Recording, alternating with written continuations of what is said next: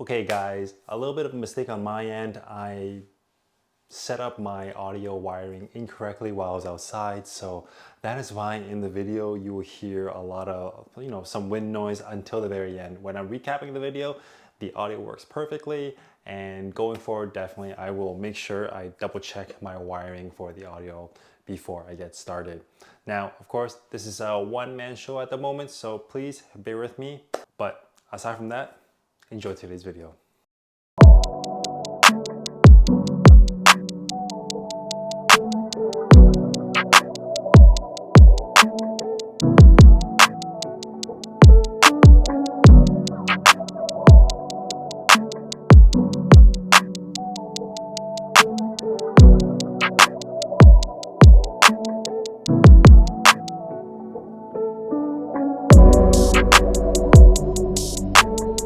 What's going on, guys? Welcome back to my channel. My name is Daniel, and today we are going to troubleshoot my sunroof.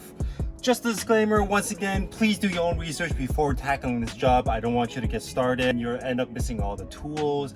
And of course, worst case scenario, I don't want you to destroy your moonroof and then come back to my channel and of course leave some bad comments in my comment section. So before you get started, please do your own research on how to troubleshoot this.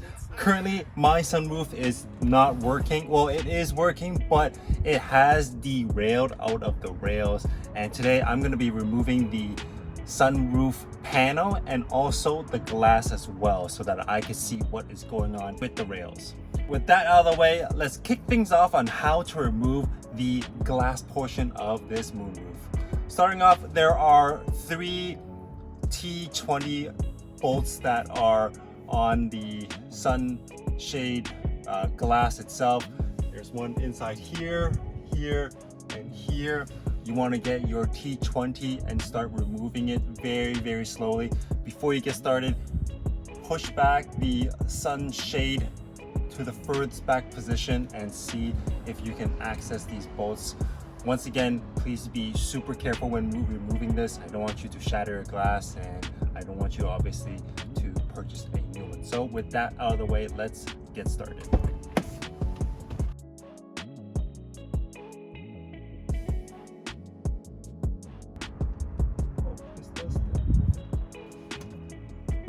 Okay, this is very important.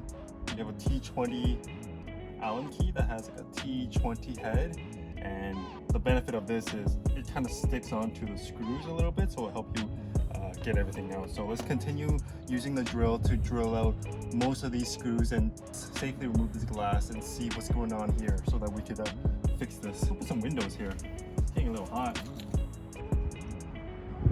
Okay, now that we have all this stuff removed, we could kind of gently just slide this and see what's going on here. So as you can see, this has derailed and this hasn't derailed on this side, so that's a good sign. Maybe I could just push this back in. Over on the other end, let's take a look. So over on this side, this actually derailed. We could definitely reuse this part. We could just use T10s to remove these 2 screws here and this back in its tracks to see we could definitely get that going again. Make sure that this I guess anchor is in front of your previous bracket, and let's take it out and see if we could re-slide this in.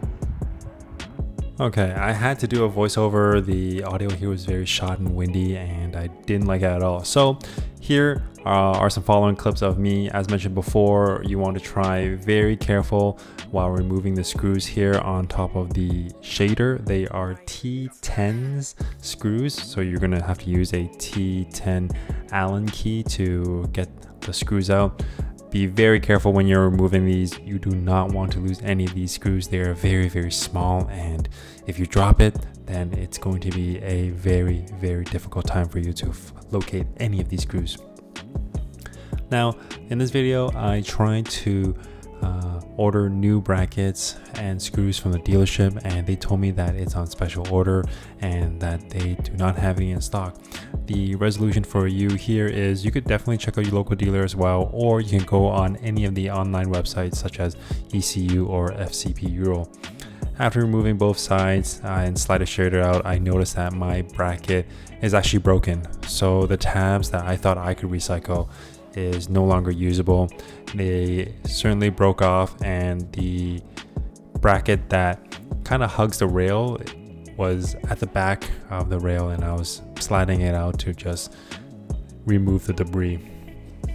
Here I am removing the shader so that I can reposition the other side of the hinges. I definitely just put it back in place in the rail so that they could start sliding properly again. I placed it down here. Luckily, I kept a previous bracket from my Dove headliner conversion. I bought Alcantara headliners and all the interior bits to convert, and luckily I kept the Dove bracket from the shader. As you can see here, on the left is the good bracket and on the right is the broken one. These are plastic and will become very, very brittle over time, so be careful when you pull your shaders back.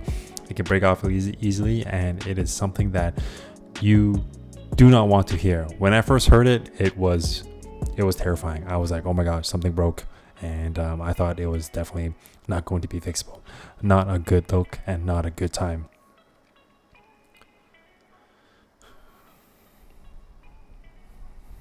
Here I am repositioning the brackets to go on top of the shader, just making sure that everything lines up before I remount the screws. When you slide the brackets back in, make sure you grease the track so that it slides back and forth seamlessly. Do not use, I repeat, do not use WD-40 here. That will ruin the tracks and leave a very foul odor. What I would recommend is some sort of lubricant, some sort of grease that will definitely help your track move the shader back and forth seamlessly. Here I am just rescrewing the screws with the T10 Allen key. After it is properly secured, I hopped in the cabin and slid the shader back and forth just to double check and make sure that everything was operating properly. Once again, tighten these up, make sure that it's in the right place, and do not lose these screws, because once you lose them, it's going to be very hard for you to locate. Here I am just moving it back and forth and making sure that everything works seamlessly. It's a little stiff at the moment due to the fact that I did not lubricate the rails. I think I'm definitely going to revisit this project in the near future when I get the proper lubrication. I did not have any of the grease, and I did not want to use WD-40. During this time, I think it's definitely a good note to have a buddy with you, so that when you are reinstalling the sunroof glass, he could keep an eye out for you on if it's aligned with your roof. Definitely you do not want the roof to be higher than the glass itself, and when you are remounting or repositioning the sunroof glass, make sure that you position it properly. You do not want to reposition it in the wrong manner and having to fasten the T20 screws on and unscrewing it definitely is not a good look. Okay, now it's time to reinstall the sun moonroof glass, and what you want to do is you want to put the T20 in one of these Allen keys or like a power drill or something like that, and start to reinstall it.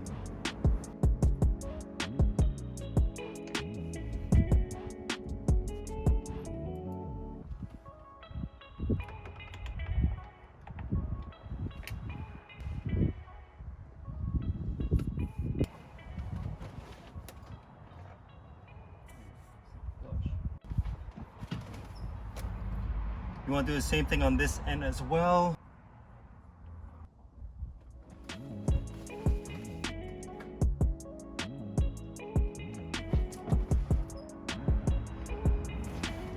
Okay, awesome, there you go.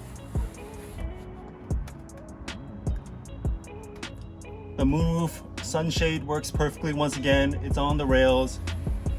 Just gotta be super careful a little bit. I think I'm gonna definitely revisit this with the addition of adding on some grease, so they grease the rails so that it comes forward a little easier and also moves backwards a little easier as well. And it works again. Perfect. There you have it, guys. This was my moonroof slash moonroof shader tutorial. I hope this video helps you out. I know definitely it helped me, and I for sure want to keep making content like this so that it could reach over to you guys and help you with your E46 as well. Let me know in the comment section down below what type of content you would like to see next. If you want to see more E46 tutorial, I know for sure I have a lot of fun making tutorial videos for you guys. I have a lot of different types of content coming your way. I recently went to a dealership and I bought some spare parts so that I could refresh this car. I am still very much in love with the E46 platform. I don't see myself parting ways with it just yet. I do have more plans coming for this car. My dream build still isn't complete yet. Cannot wait to show you guys what transpires out of this E46 platform. Once again, please like, share, comment, subscribe. But until then, see you next time.